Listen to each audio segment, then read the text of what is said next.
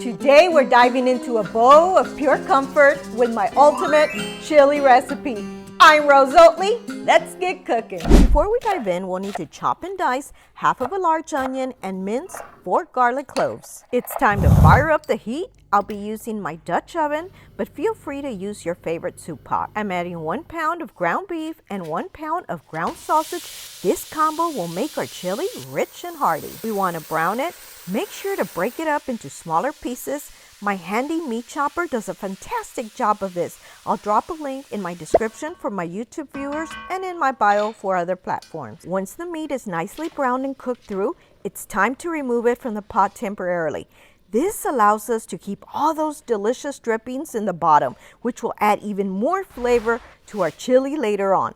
Let's scoop the meat out and set it aside for now. We're building layers of flavor here, and trust me, it'll be worth the wait. Now let's keep that flavor rolling. To the same pot, I'm adding about 2 tablespoons of avocado oil. Use your oil of choice. Once the oil is heated, add your diced onions. I like to let them cook for a few minutes to really draw out their sweetness and enhance the overall flavor of our chili. Stir them around and enjoy that sizzling sound. Now it's time to add our minced garlic. I waited to add this separately because garlic can burn quickly and we want that perfect aromatic flavor without any bitterness. Let it cook for about a minute until it's fragrant. Your kitchen is going to smell incredible right about now. For my spices, I'm adding 1 tablespoon of oregano, 1 tablespoon of cumin, 1 tablespoon of paprika, and 3 tablespoons of McCormick dark chili powder. This blend takes our chili to the next level. Stir everything together and let those spices bloom, filling your kitchen with an irresistible aroma. Next, we're adding 8 ounces of Equis Amber beer, or you can use Guinness Stout for a richer flavor.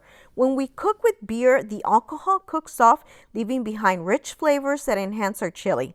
I personally don't like beer in general, but I like it in my chili. Now it's time to deepen our chili's flavor by adding 4 tablespoons of tomato paste.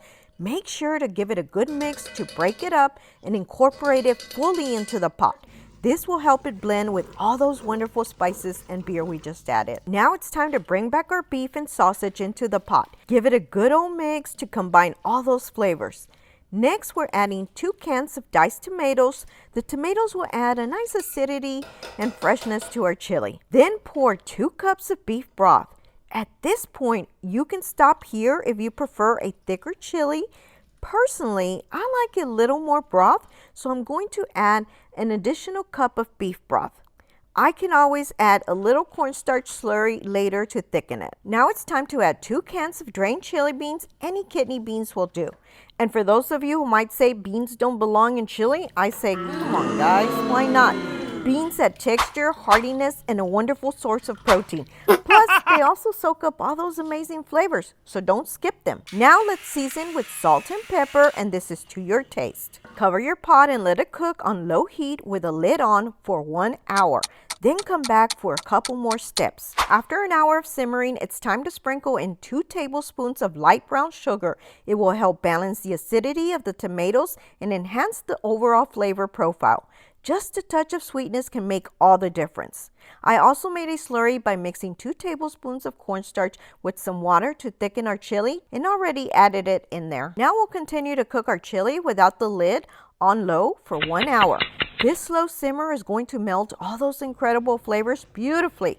Patience is key here, and trust me, it'll be worth the wait. After our 2nd hour of simmering, our chili is ready and looking absolutely delicious.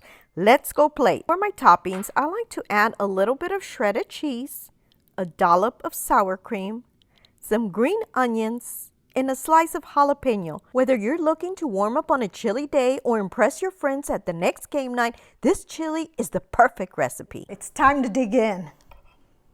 You first. Look at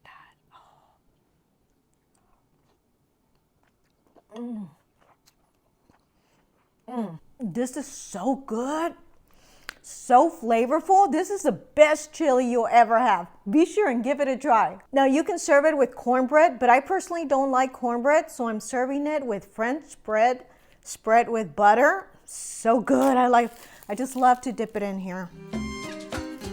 Oh my gosh, guys, this is so good. If you enjoyed this video, please be sure to give it a like. Don't forget to share with friends, and as always, be sure and subscribe. Thanks for your support.